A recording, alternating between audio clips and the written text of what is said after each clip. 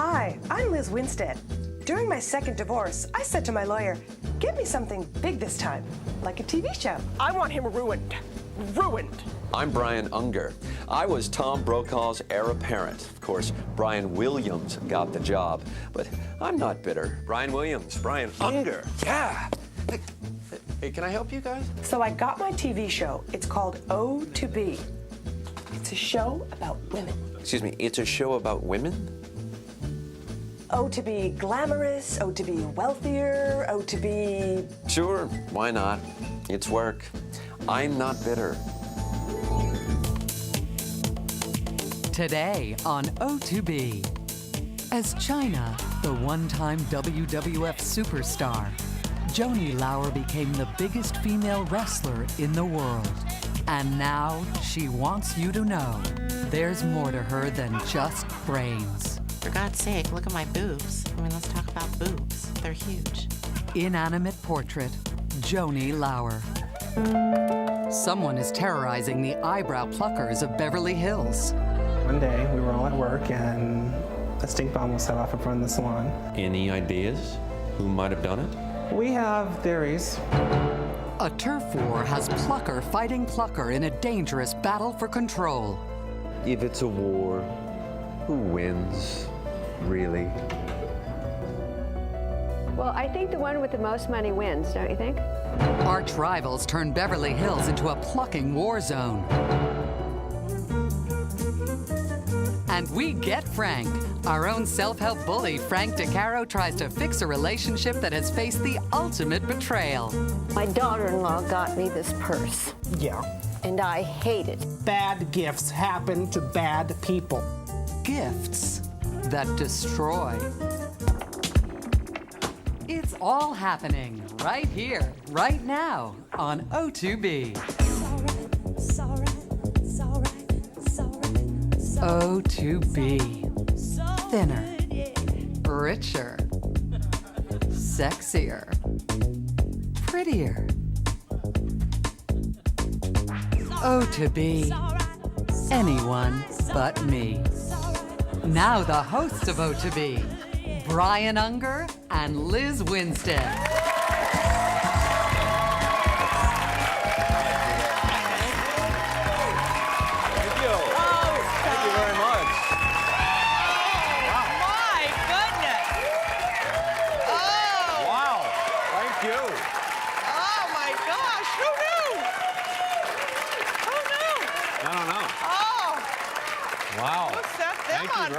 Thank you. Wow. Wow. So, how's it going trying to get pregnant? Oh, well. Ted and I had a setback this week. As you know, for the past 2.5 years, I've been trying to get pregnant. Yeah, it's tough. And I had tests done this week, and it turns out that my reproductive fluids are like acid to anything Ted puts inside of me. It's awful, it's terrible. And we're actually talking about the unthinkable. Well, you should consider adoption. There are a lot of babies overseas who need good homes. I know, but foreign babies are cheaper, and true. There's got to be a reason for that. We have talked about adoption, and we've decided that if we're gonna buy American. Yeah, let's keep those dollars right here. Right here. Yeah. Yeah. I mean, I just feel like if we don't buy American, the terrorists have won. Yeah. Hey. These colors right here? That's right. They don't run. That's right. But I don't want to start on a downer. Speaking of buying American, someone went to the White House and stayed overnight for the weekend? No, someone? yeah. Yeah. No, it's something that everyone should do. Seriously, if you have at least $200,000, you owe it to yourself to donate it to whichever party happens to be in power and get yourself an invite for a sleepover. You know, that's what I think. Yeah. And I say that to Ted, and he always says he gets more bang for his buck buying local politicians. Okay, well, that's another way to go. But this was something that has been on my to-do list for so long. It was amazing to be lying in the Lincoln bedroom, like so many other soft money donors before me, in the White House, or as Jody and I call it, La Casa Blanca. Oh. Muy exciting. Yeah, it was. You're not going to believe this, but I go downstairs. I get out of bed. I walk downstairs into the kitchen, maybe 3 o'clock, 4 o'clock in the morning, and guess who I run into? One of the Bush daughters just coming in for the night. No. Yeah. Okay, which one? The cute one or the drunk one? Both. I mean, I didn't see both daughters, but this one happened to be both cute and drunk. And then GW comes in. He asked me to keep this whole thing on the QT, and I tell him, sure thing. W, you show me a news anchor who can't keep a secret, and I'll show you a man who is no longer working as a news anchor. But this just in, Conniff, Condoleezza Rice says hello. Condi Rice, Conniff, huh? I dated her in college. Did you? Well, you know, as the saying goes, once you go national security advisor, you never go back. I always thought Conniff dated Asian men. Oh, he does. Oh, he does. You know what Conniff calls his bedroom? The melting pot. But seriously, we all know that there's a war going on abroad, but there's a war raging in the heart of our most important city, Beverly Hills. In harm's way, the eyebrows of celebrities, the people you want to be. Marge, let's roll it. Do you know what makes the best eyebrow person? The person who cares the most. The person who stands and looks at the person who really wants to give that person a good eyebrow. That person who stands and looks at the person who wants to give that person a good plucking is the eyebrow queen of Beverly Hills, Valerie. And I care. The faithfuls in her camp? Heather Locklear, Pamela Lee, and Tiffany Thiessen. Valerie's sworn enemy is Anastasia, the other brow queen of Beverly Hills. She too has an army of devoted pluckees: Oprah, Jennifer Lopez, and Tiffany Thiessen. These two queens, Valerie and Anastasia, are fighting to rule an eyebrow empire, locked in a fierce battle to pluck the most celebrity brows. I do like every 5 minutes somebody. It's not how fast you can do it. In this ugly conflict, Valerie accuses Anastasia of running an assembly line operation. I just think her arm's got to break. I really want to see that. She also charges Anastasia with churning out cookie-cutter boomerang eyebrows. Even worse, stealing clients. You know, I guess people feel threatened, I guess. I have ethics.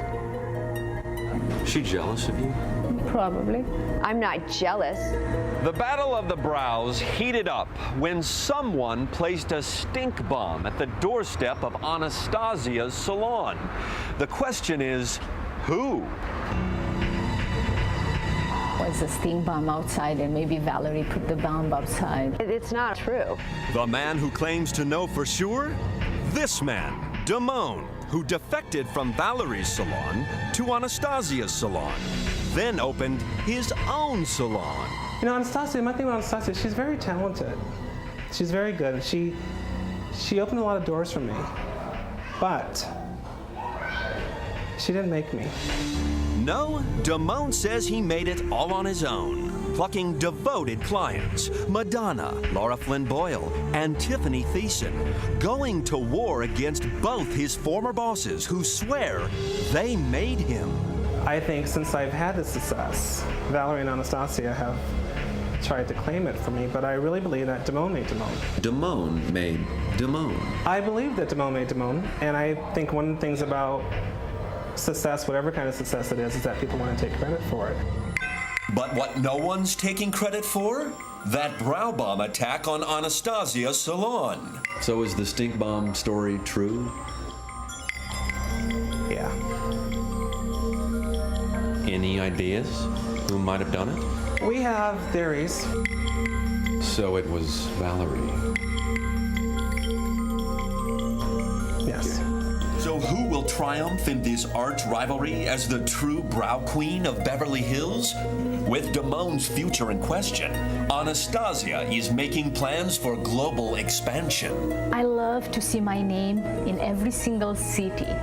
Pencil, on tweezers, on compact, everywhere. Anastasia everywhere. And for Valerie, The end justifies the means. If it's a war, who wins, really? Well, I think the one with the most money wins, don't you think? Oh, Brian, every time you cover one of those wars, I'm afraid I'm going to come into work and I'm going to look in that chair and you're not going to be there. You know, thank you, Liz. That's the risk I take. My kids know it, all of them. Jody and I are so blessed with so many understanding children. We have so many children. We're lucky how many we have. You know, Brian, if someone gets to have children, I'm glad it's you. Thank you. When we come back, we're going to get Frank with our own crisis mediator, Frank DeCaro. Lots more show coming up. Stay with us.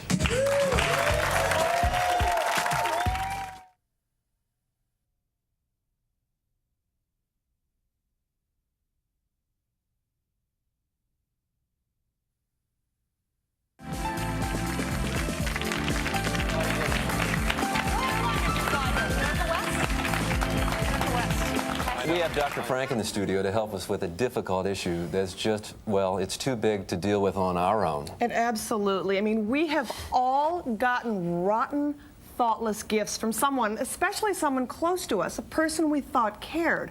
An awful, hurtful gift that just wasn't expensive. I mean, it can cause emotional devastation and tear friendships apart, and I cannot think of a better issue to get Frank about. So please, let's welcome Dr. Frank.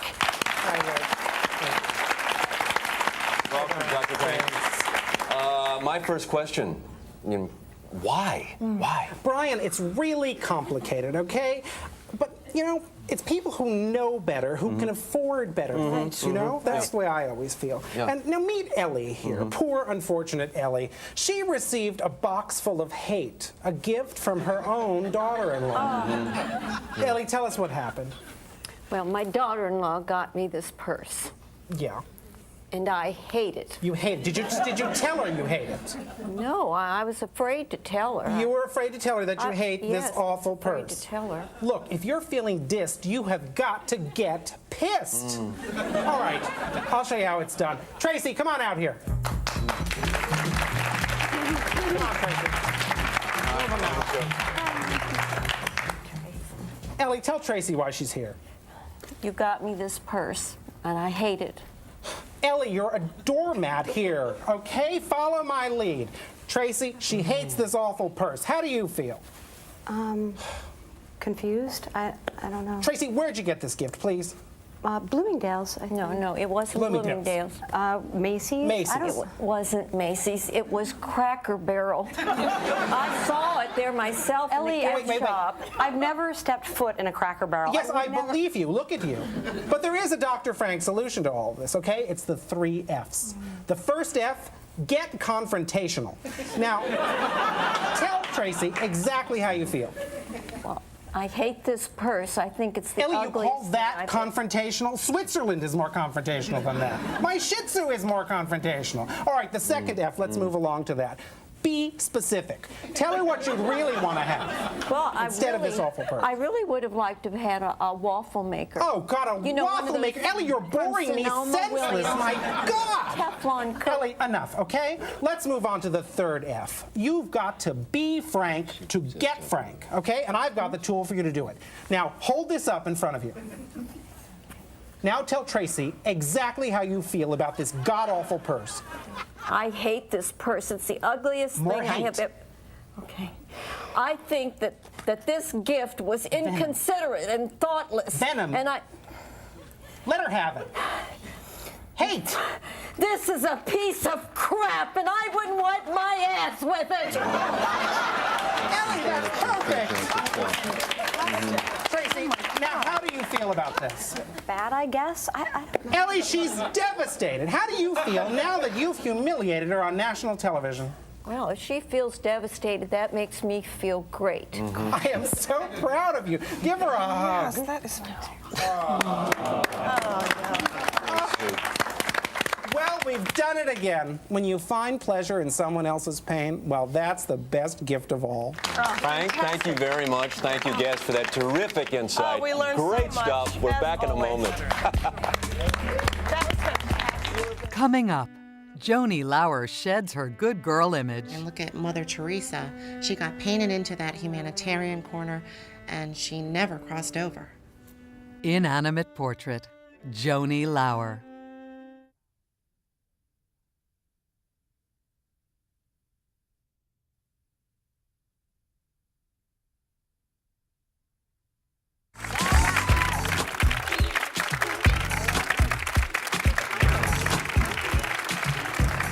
Welcome back.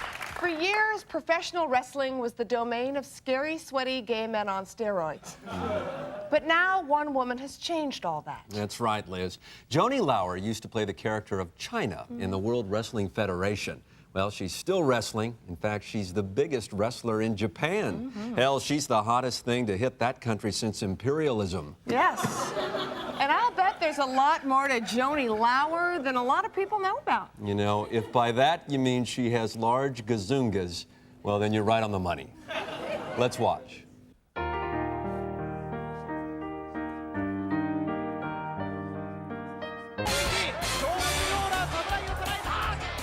Today, Joanie Lauer is an international superstar with millions of fans who has emerged victorious from life's challenges, both in and out of the ring.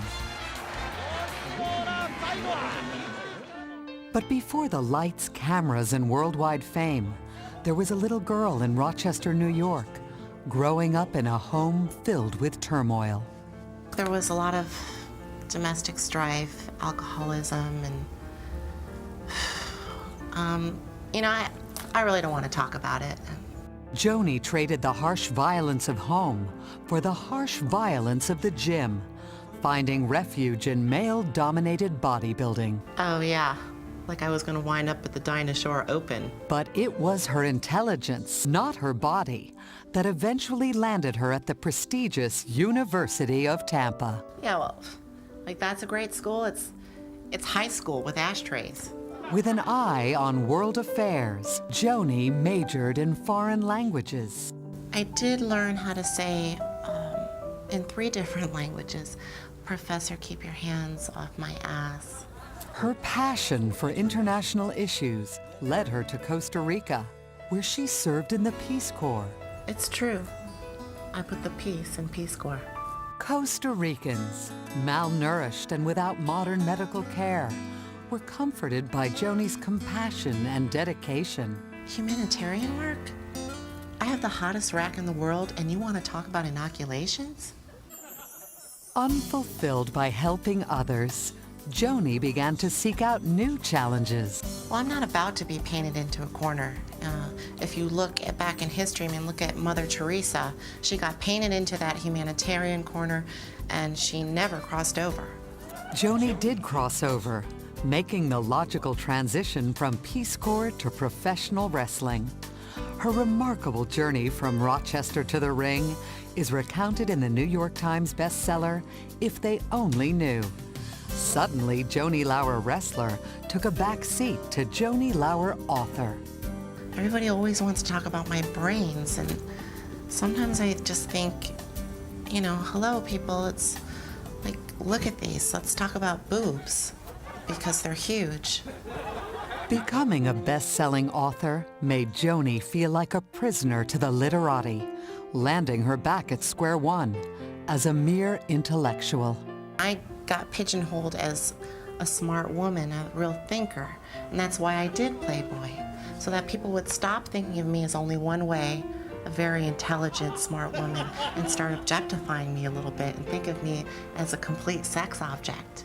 Her appearance on the cover of Playboy resulted in 2 of the top 10 sellers in the history of the magazine. Hollywood came calling, but with roles Joanie thought were too limiting. Well, I'm really tired of being offered scripts with no nudity in them. I don't want to play a World War II heroine. I'd like to play a naked World War II heroine. Joanie took control of her career and focused on more than meets the eye, her hugely popular exercise video. The star of the video is not exercise. It's these.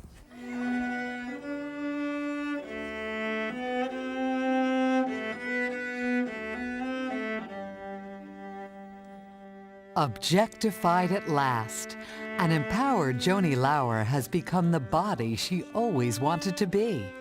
And she intends to keep it that way. Excuse me, could you stop staring into my eyes, please? You are so staring into my eyes. There you go. Joanie Lauer, they're huge. I'm not sure. Conniff, did they ever say in the piece where she went to nursing school? I think it was Our Lady of Ganga. Conniff, yeah, we'll be right back. Never serious. What is that?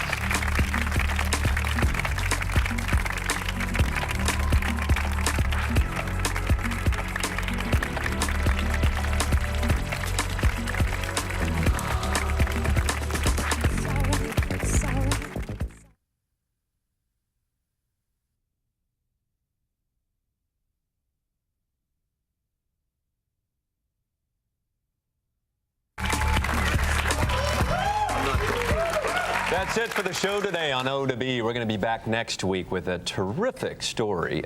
Women traveling alone in space. Is it safe? The answer may surprise you. It is scary. I went to an Arab country alone once, and it was terrifying. It usually is. So until then, if you want to be somebody, Be somebody else.